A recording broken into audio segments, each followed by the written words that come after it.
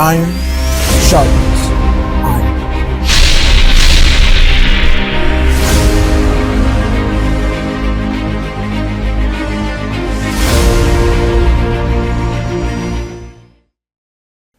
Is the biblical day supposed to begin in the evening or in the morning? Before we answer that, we need to understand something more important. Are we making a logical conclusion or are we assuming?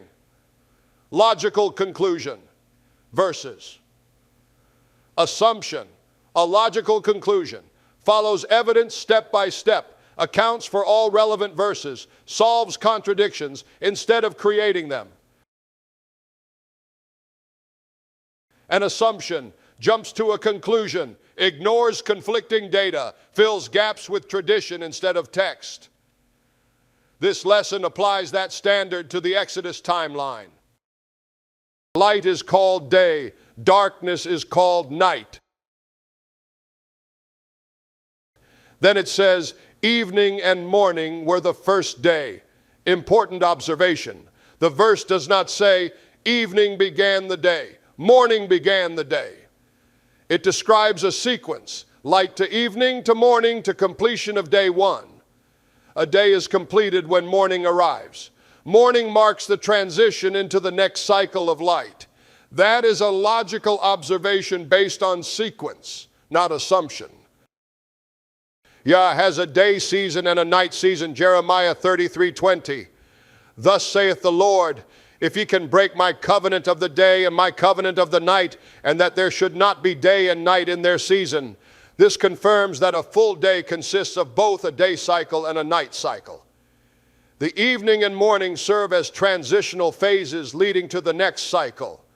In Genesis chapter 1, Yah said, let there be light, which involves separating the light from the darkness and naming them the day season and the night season.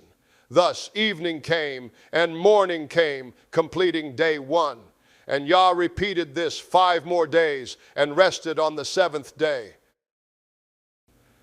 Now we move to the Exodus. In book of Exodus 12:22. None of you shall go out of the door of his house until morning. This is a legal boundary.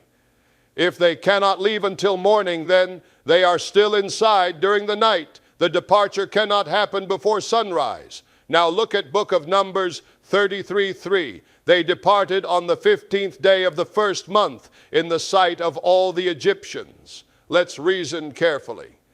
If the 15th began at sunset, then half of the 15th would already have passed while they were still locked indoors. Their departure day would begin in darkness.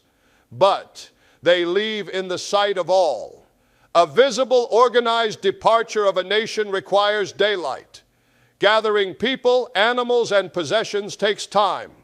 Logical conclusion, the 15th begins in the morning, when they were allowed to step outside.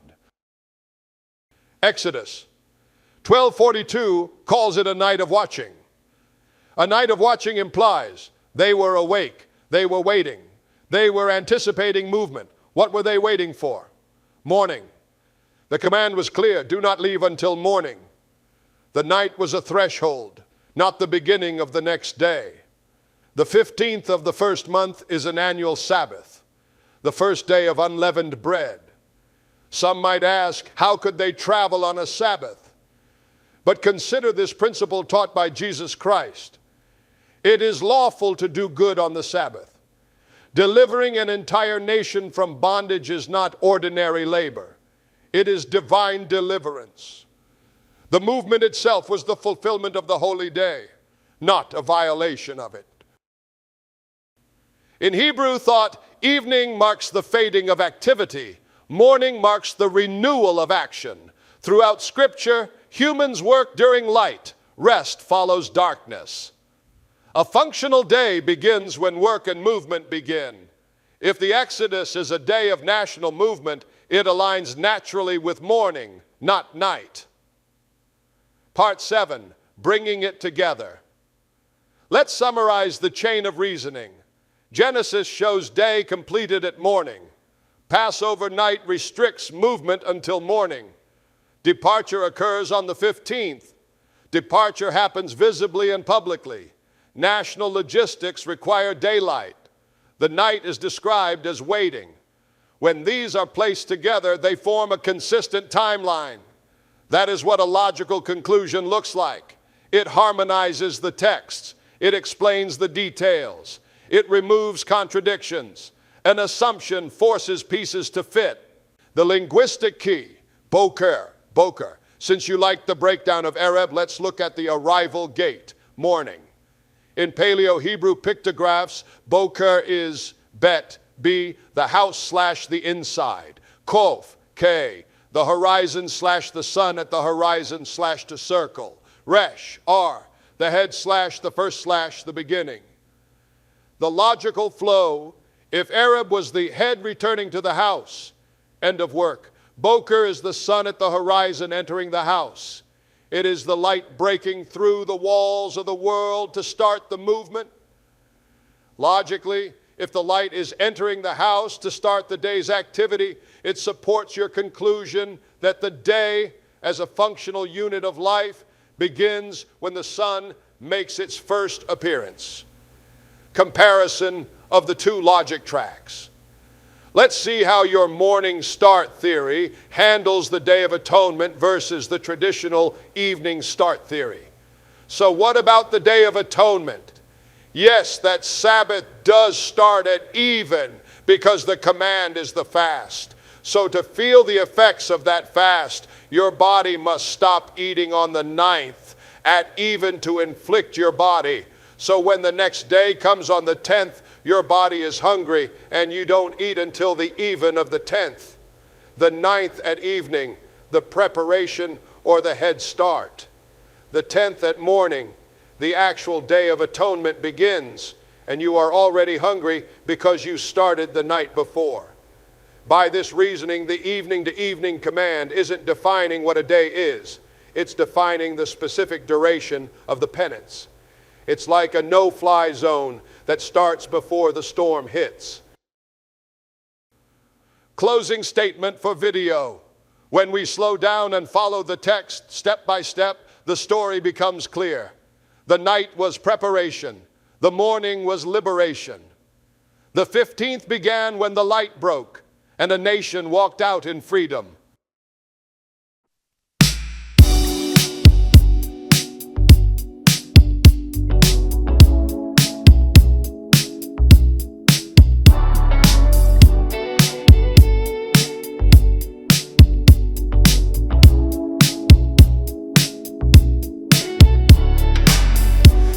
At night, in the glow of the city lights, searching for the answers, reaching for what's right.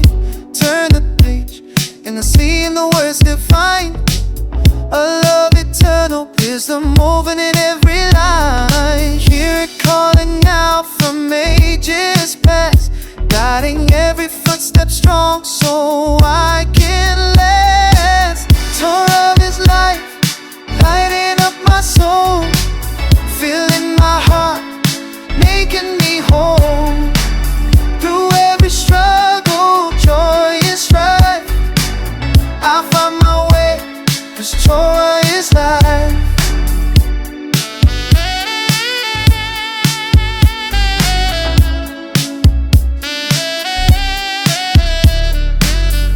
Funky rhythm moves as the sunrise breaks. Feel the promise in every move I make. In sacred teachings, I'm never alone. Each word a melody deep inside my bones. Hear it calling out from ages past, guiding every footstep strong so I can last. Torah is life, lighting up my soul, filling my heart, making me whole. Through every struggle, joy and strife, I find my way, 'cause Torah is life. Call and response, voices rising in the night, harmony and love shining, spirits pure with pure delight. Saxophone sings, the promise rings, in a major let the joy